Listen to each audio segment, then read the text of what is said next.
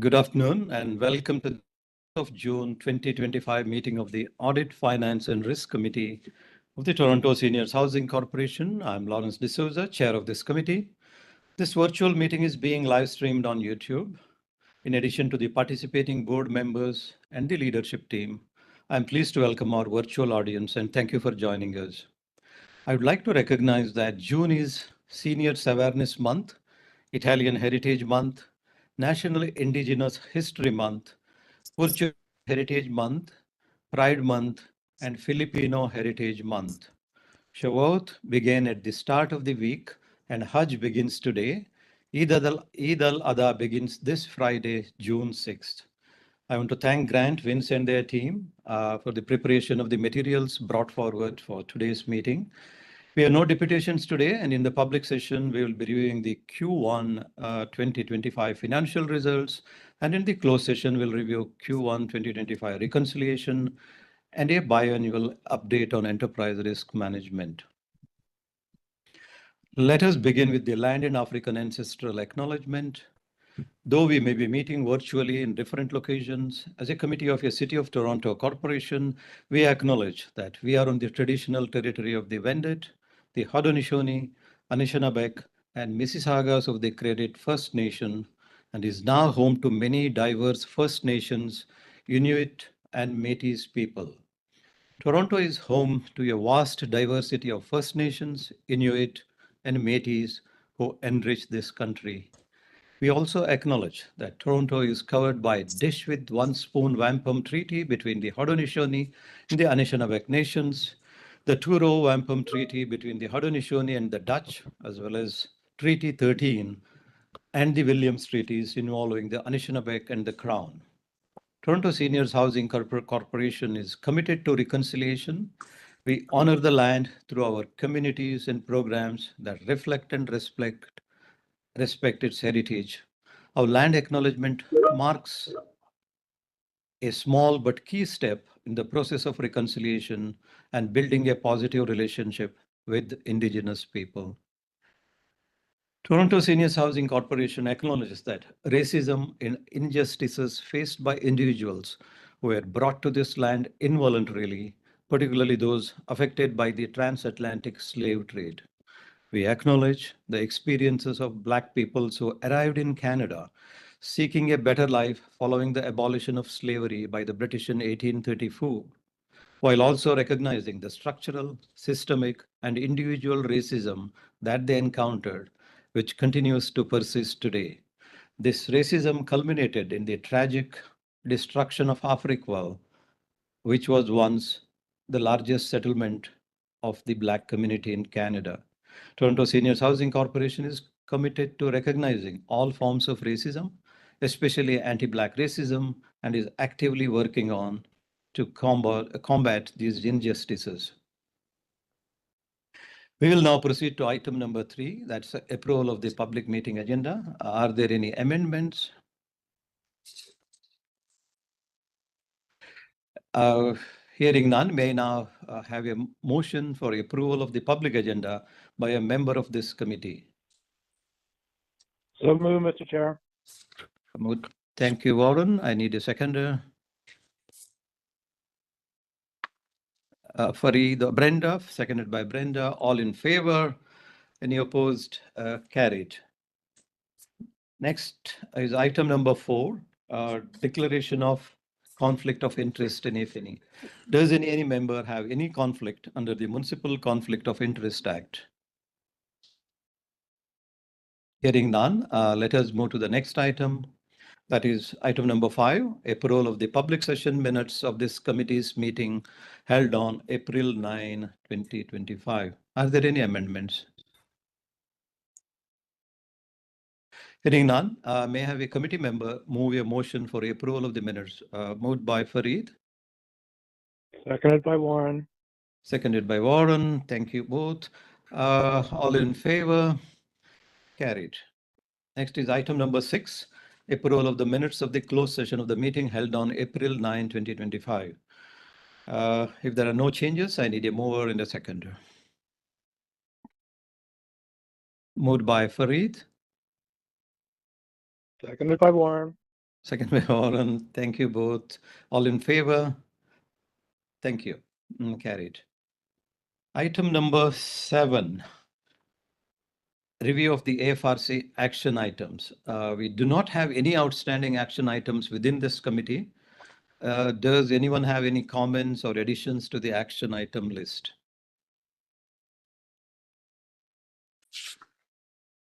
No, we do not have. Let us move on to the item number 8, that CEO's update. Over to you, Tom.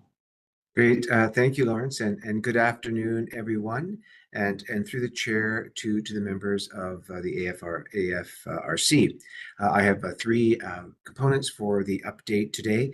First, it's just a couple of days past our official 3rd anniversary, which was June the 1st, and so this was certainly a milestone and just a really kind of a further testament to the team's commitment to delivering the integrated service model that enables our almost 1,500 tenants to live and age in place in our 83 buildings. And, we're very proud and happy of our achievements and look forward to continuing this vital work. Also, just making this committee aware that the 2026 budget process is starting to ramp up. And we received correspondence from the city, and this year's and the city's multi-year approach aims for long-term financial sustainability. And in their message to us, the city did share that significant investments were made in 2024 and 2025 addressing pandemic impacts, cost escalations, and council priorities. And the message for 2026 has been one of really kind of extreme kind of discipline for all of us. See that? Holy. Are we okay? Yes, some interference. Okay. Yeah, just I think I'll just continue on. And new and enhanced requests from city divisions and agencies, including ours, they will be limited, strictly limited. Exceptions are confined to planned phases of previous approved strategies, kind of explicit council directions from 2025 with documented financial impacts, or are truly limited, kind of well-justified new priorities optimizing existing services and resources. And just as I said, we are already engaged with the city on this, and so it's underway. Just also, there was a question at our last board meeting regarding the Auditor General and the city's internal audit reporting, and so just want to follow up to that. And that both types of these reports, so it would be the Auditor General or the city's internal audit reports, have both distinct public and private components. So really balancing that transparency within the audit and its integrity. So we would probably know public aspects would include the final audit reports, annual and follow-up reports, and aggregated stats, which really help to show that accountability and build trust. And then conversely, the private component, such as either working papers, raw sensitive data, ongoing investigation details, and individual identities remain confidential. So just wanted to provide that update or that information to the committee. Thank you.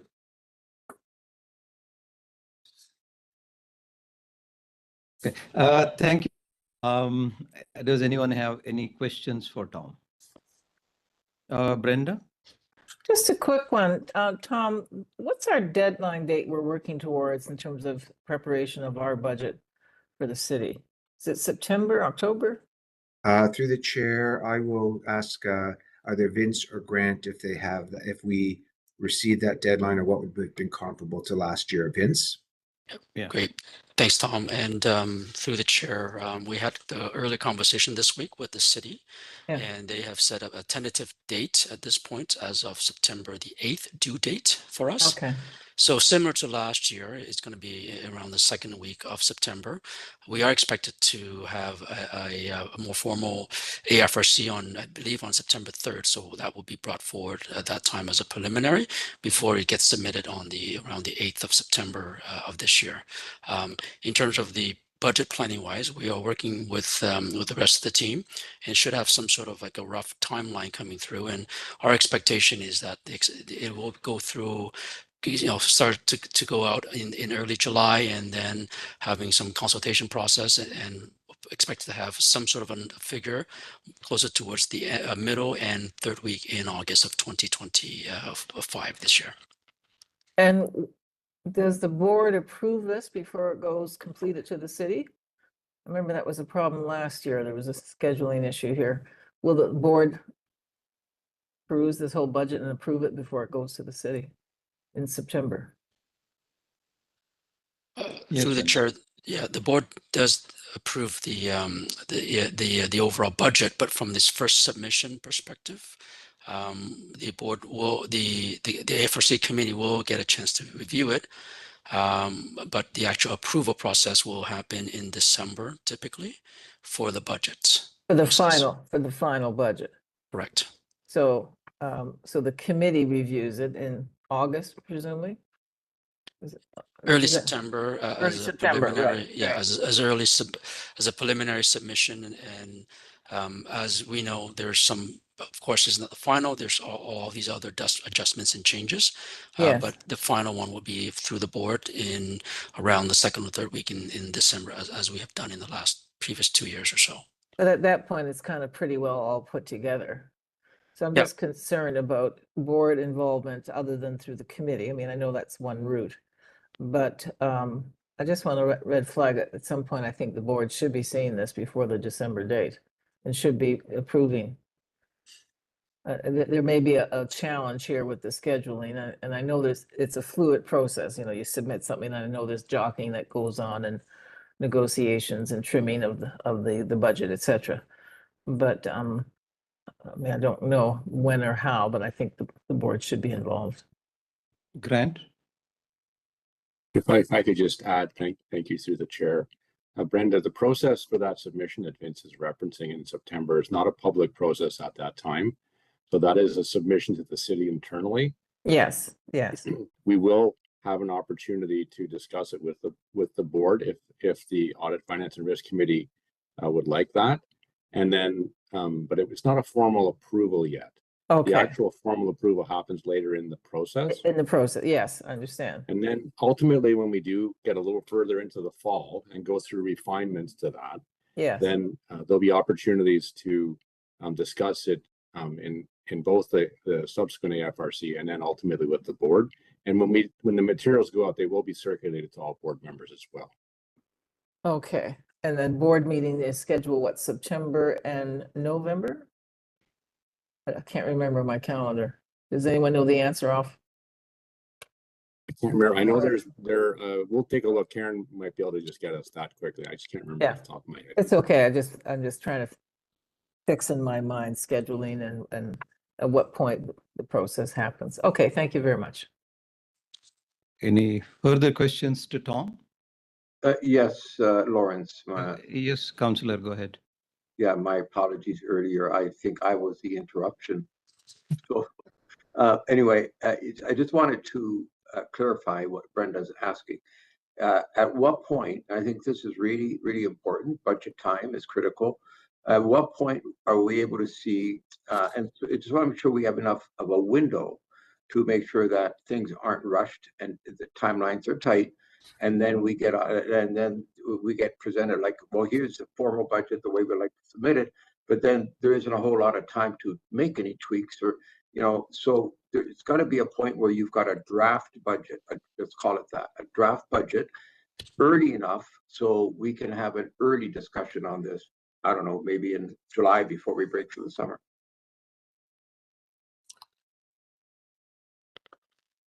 Anybody? Yeah, Grant, please go ahead. And Vince can help out with this too. So through the chair, we can certainly bring a preliminary view at some level into the July board meeting at that time. So we have July 31st meeting, Councillor Crisanti, but it's a bit early for all of the discussions and inputs to be ready. So we plan on doing some tenant engagement, for example. We do have to coordinate with Toronto Community Housing and the city on different aspects. We're working on the cost allocation. So these are all things that will inform the future budget. Mhm. But we can certainly bring an update to July 31st board meeting. If it's felt that a special board meeting in advance of the submission in September is warranted, then for sure we can always look to do that. We will definitely go through the audit committee, like this committee, with the details, and Vince will bring those details to this committee at a similar level to how we've done it in the past. And then eventually we'll have a more formal public sort of view of the budget as we get later into the fall. There's another board meeting, and thank you, Karen, in October, at the end of October, where we can talk about it there too. Well, did I not just hear earlier that September the 8th is the deadline we were given to submit a budget? That's the preliminary, that's the initial budget submission, not the final budget submission. Okay. Will, I just want to make sure that it actually works out that way. That's preliminary, but and not final. That the preliminary doesn't become the final so quickly. We want to make sure we have that opportunity to deal with or speak to every component of that budget before it's termed final to submit. Vince, you wanted to say something? Yeah, so through the chair, in my conversations with TSHC as well, some of their numbers and some which have an effect on TSHC, that information will not be available until the earliest part of it would be in August at this point. So certainly we can provide a high level preliminary figure in the late July meeting. However, it still hasn't gone through the process, hasn't gone through the full review with the leadership team as of yet at that time as well. So it will also be a very, very, I would say, considered to be a very preliminary number if that was going to be the case. But certainly, I'll leave it to Grant in terms of discussing what that next step will be. But there will be some processes and steps in between July and August where the leadership team are meeting. And certainly if there's time permits and if we have the information available, we can certainly discuss options and opportunities to get this upfront early as well. All right, I just want to make sure that we're clear. I think the intent and the will of this, well, I can speak to myself, and I think Brenda has started the conversation along that line, that we have ample opportunity. That's it. And anyway, that's what I need to clarify. Thank you, appreciate it. And I think I see Brenda's hand up. So. Yes, Brenda? Yeah, it was exactly my point. Thank you very much, Councillor, for raising that. I didn't want it just to be pro forma review and rubber stamping of things that may already be fixed. So if we can get some sense of a time frame, confirm at what point the board would be reviewing the interim budget documents, I'd appreciate that. So we don't miss that in the rush and the haste of time. Thank you. If you don't have any further questions, let us move to item number 9. That's a Q1 and April 2025 financial results. Over to you, Vince.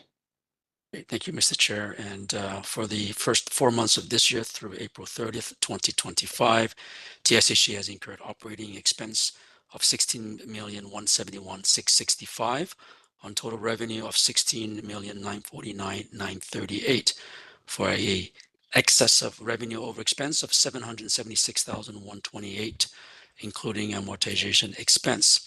The excess of revenue over expense include the following factors.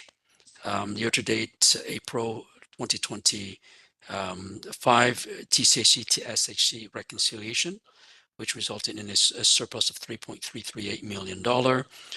There also were some slight savings in salaries and benefits costs as well, small, about $35,000, which included some post-retirement obligation accrual, but of course there was also some offsetting expenses as well.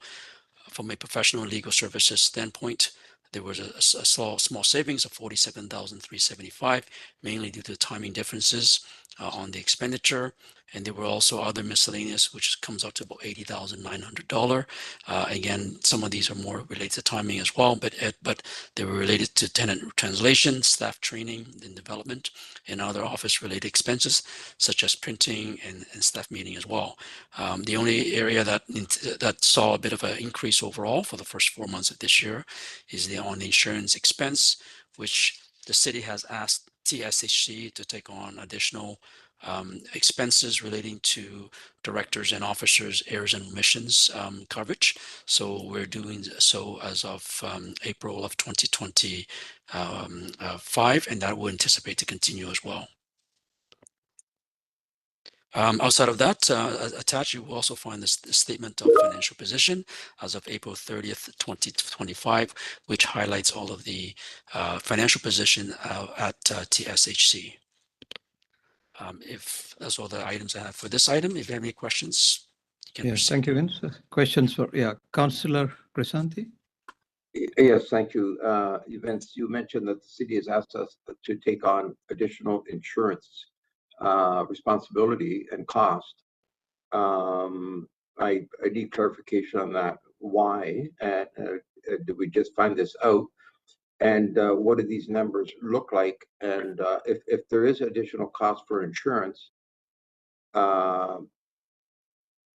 with respect to our revenues, where do we get the money to cover all this?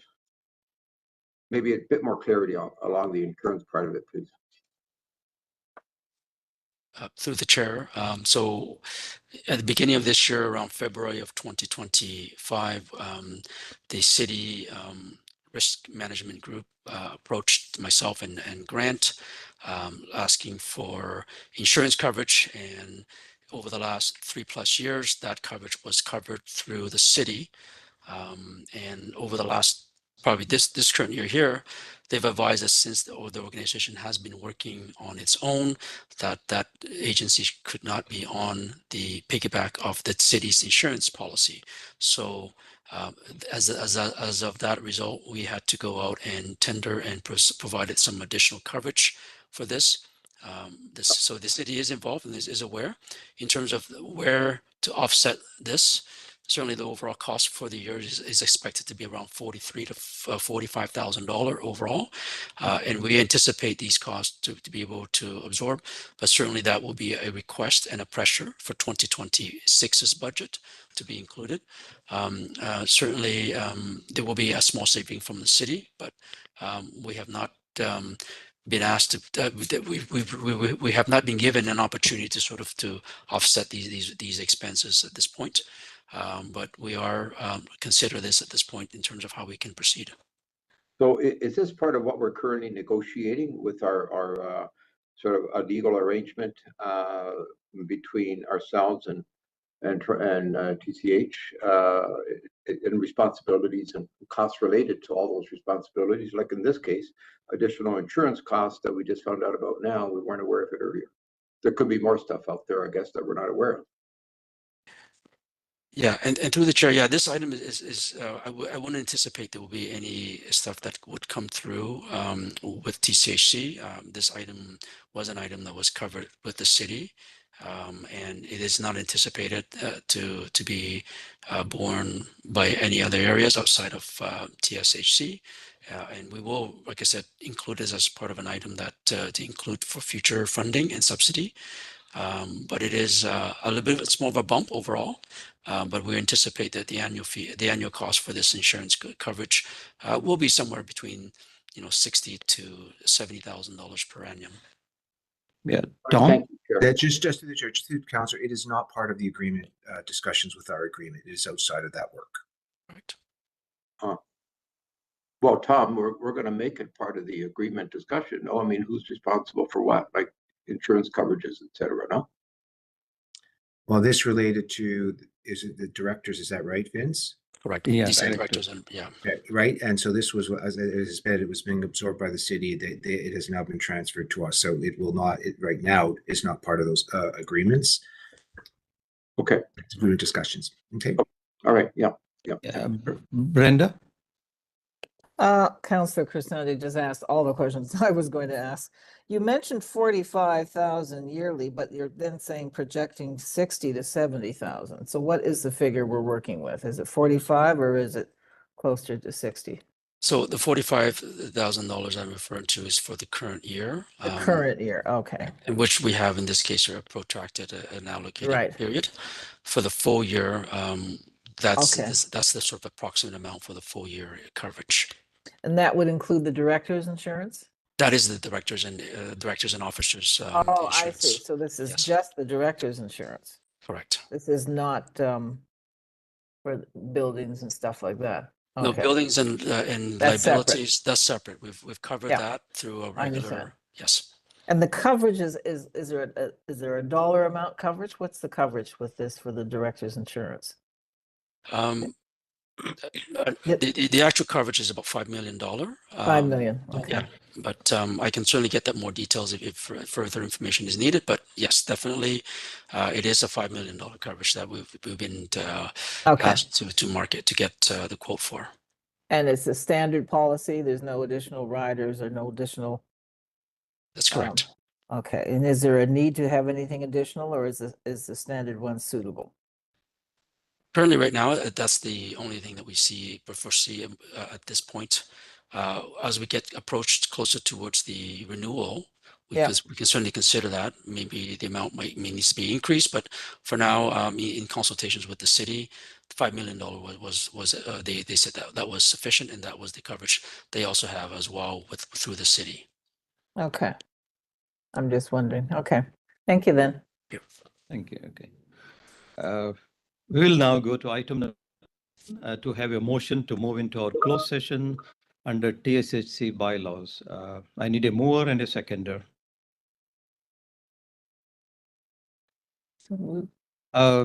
Moved by Councillor and seconded by Brenda. Mhm. All in favor?